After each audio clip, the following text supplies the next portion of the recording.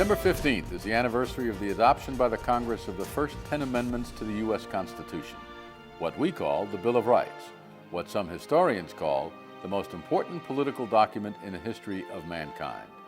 Today, to explore why these two documents were written in the first place and why some items were included and others disregarded, we've come to the home of James Madison, called the father of the Constitution and the author of the Bill of Rights.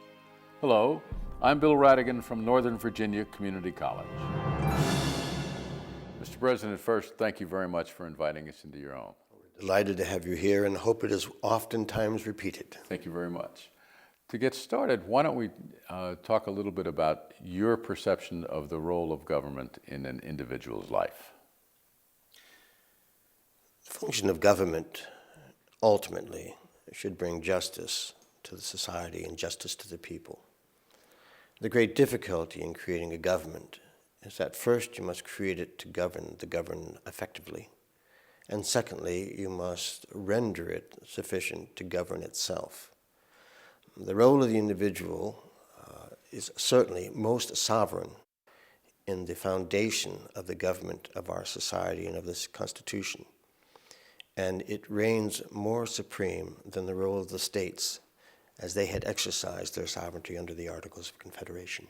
All right, you said the government should have the ability to govern itself. How important is that a government control itself in addition to controlling the people? Governments, by their nature, must be so structured as to countermand and counter-effect the authority given to each branch of the government.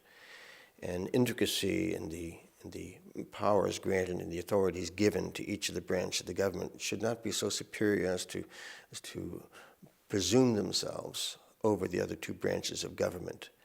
It's the construction of a government that functions within the other branches and shared responsibilities and diffused authorities given to each one of the branches. I seem to recall that if men were angels, we wouldn't need any government, but not all men are angels. Precisely. I think the reference to that was amongst those Federalist Papers that were published just after the conclusion of the convention in 1787.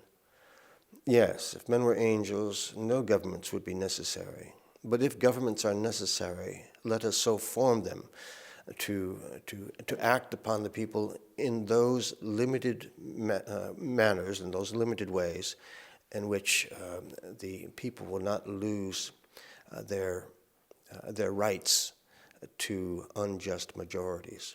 Even after the months of debate in hot, summery Philadelphia, I don't want to bring back unpleasant memories for you, but some of your opponents still were unhappy with the final document that you came out with.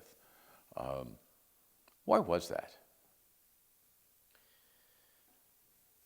Well, one may suggest in dealing with such an alteration of a government, placing the sovereignty in the hands of the people rather than upon the states, endowing the new national government with authority that the previous government under the Articles of Confederation did not have, affected changes, certainly in the perception of the people's roles to their government, both to the state and to the national government. Some objections were provincial and partisan, the endeavor to retain the sovereignty of the state legislatures and the authority of the states, ultimate authority of the states. Efforts to allow the states to remove themselves or secede from the Union.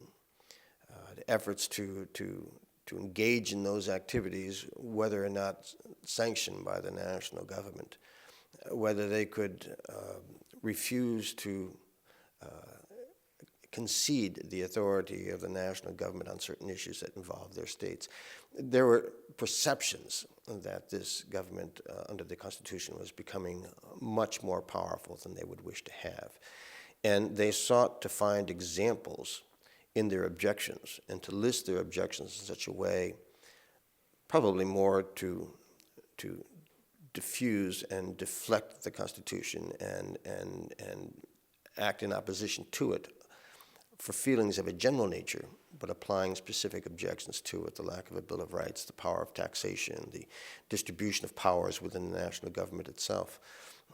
It was extraordinary to me to see the degree of passion registered by several states and men in those states. Well, including your neighbor to the north, Colonel Mason, who refused to sign the Constitution. Yes. Colonel Mason was an extraordinary man, well-educated and self-educated. Brought a great deal to the Constitution of Virginia in 1776, and the Declaration of Rights, the Fairfax Resolves, for which he was responsible. I worked with Colonel Mason in the Constitutional Convention for Virginia in 1776, a very learned man. But in the convention, he introduced the notion of a Bill of Rights being attached or being incorporated into the national Constitution. And it was at the end of the Constitution, many of the members were exhausted. I felt no compulsion to require a Bill of Rights to a government which by its very nature was limited in authority. I felt such an introduction of a Bill of Rights might alter the authority of the national government, for if you begin to enumerate rights, you begin to list the extent of the rights of individuals within the government, then you place a different emphasis on the national government. Any rights not so listed, by inference, would be given over to the new general government. Thus, rather rendering it limited in its authority, it becomes unlimited because there's no restriction to what the government can do. I understand that there was a great fear that by listing a certain number of rights that you'd leave one out. Is that a fair assessment? It is, but one may even become more examining in the fact that if one is to enumerate rights, as was proposed by some, the very language itself is confining to the very right you're wishing to expand. In fact, you were mediocre, or you were lukewarm on the subject of a Bill of Rights early on. Well, I was very much opposed to attaching a Bill of Rights to the Constitution. What changed your mind? Well, certainly the process of ratification was influential. To find so many objections, and that preeminent amongst the objections to the new Constitution for lack of Bill of Rights. I felt it was unnecessary. I felt it was compromising to the nature of the national government we had just formed.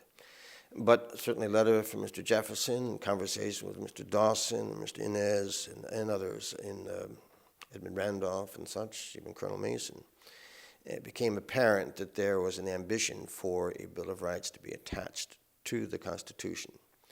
And I began to accept that prospect as long as such a Bill of Rights would not alter the structure of government, as long as it would not change the general tenor of the national government thus formed. Then I believe it would have an advantage over a period of time. It would inculcate in the people a sense that such rights existed. It could be employed as a form of adjudication. It may be used as a form of appeal in matters jurisprudential when other resources for judgments in judicial cases are not extant. But it would inculcate in the people that these rights were apparent. That again reflects your view of the superiority of the individual over the government. Well, yes, I think there are some areas of government that the government should not be permitted to act upon. In the case of a limited government for the national government, it was contrasted from the British experience. The king is a sovereign of the British Empire and has a parliament that acts on behalf of the elite in England. Their exercise of authority was uncontested, and certainly was uncontested in the colonies at the time when they were engaging in the Townshend Acts and restrictions on trade and impositions of taxes and a disregard for those laws made by the respective colonial governments that were there.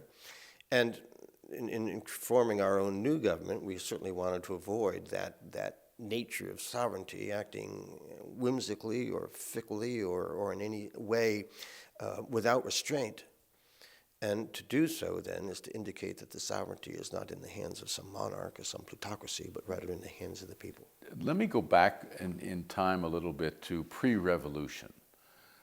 Did you colonists think that you were actually Englishmen 3,000 miles away from the motherland and should have all of the rights in the New World that you exercised as an Englishman had you stayed in the mother country? That is it precisely. The perception was we were Englishmen. We were in various colonies under various charters with the king, but the king was sovereign. And we owed our allegiance to the king. We possessed all the rights and privileges that Englishmen would have in England. And this is very difficult to have abridged in the 1770s when we began to realize that we were not considered equal Englishmen. Today, our politics is largely based on personalities rather than issues. How much did personality play in issues in your day here in Virginia? Well, I would be the last one to contradict the assertions or the honor of a gentleman who is not here to defend himself. But if evidence is to be observed, the exertions made by Mr. Henry, at least one can easily attribute it to the source of Mr. Henry, was to obstruct the operations of the Constitution once it was ratified by Virginia. He made a rather magnanimous statement toward the end of the convention saying that if he should lose in the cause, at least he was losing in a cause in which he was animate in trying to prevent the ratification. And he would seek an alteration to the Constitution in an honorable and constitutional way.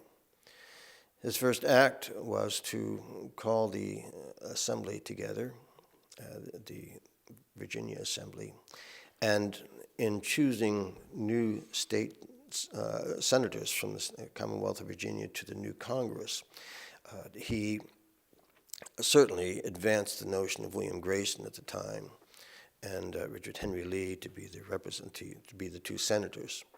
There was effort in the state legislature to have my name included. Indeed, I was third in the number of votes, but with only two senators, I was prevented then from going into the Senate.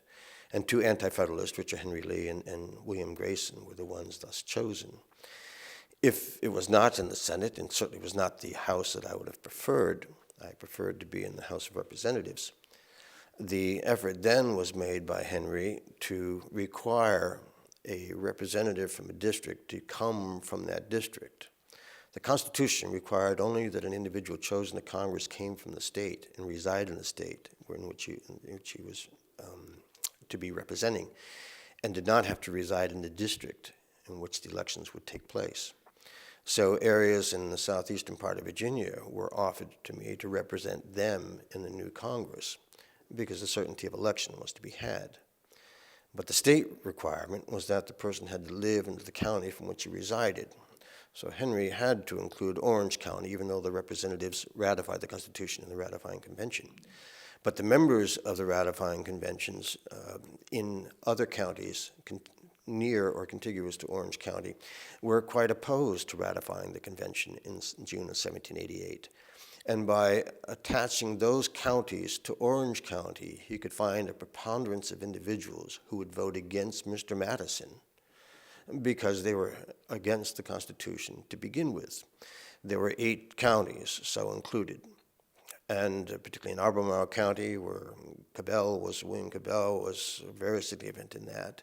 Culpeper County, where Mr. Strench was involved. There were clear indications that opposition would rise against my being chosen as a representative for Virginia in those 8 counties. He thirdly chose James Monroe and asked James Monroe from Spotsylvania County, from the county, to oppose me in the first election for the first Congress in the new government. James Monroe was a very honorable man, served well in the Revolution, had quite a reputation in those 8 counties, and was quite an opponent. He and I traveled about campaigning for such a position. And together, we never lost our friendship because of it, but it was in opposition to one another. Mr. President, during that hot, humid, sweaty summer in Philadelphia, did you and your co-founders ever imagine that well over 150 countries around the world would have looked at what you have done and written constitutions of their own based on what you did in Philadelphia? Well, we're certainly not unaware of the magnitude and significance of what was proceeding at the convention in 1787. There were references on several occasions to the implications of unborn generations who would certainly be affected by what we had done in Philadelphia. The Bill of Rights also cognizant a profound addition to the nature of that Constitution to instill in the people the feeling that the governments that they had formed were representative of their wishes. And no other previous step in the annals of mankind had ever been made. And though our objects were to cherish and preserve the union of the states, we realized in so performing that act of creating the new Constitution and presenting it for the states for their consideration, and particularly to the peoples of those states for their consideration, we realized that the effect would be pronounced not only for unborn generations in the United States, but for other peoples around the world, to be the beacon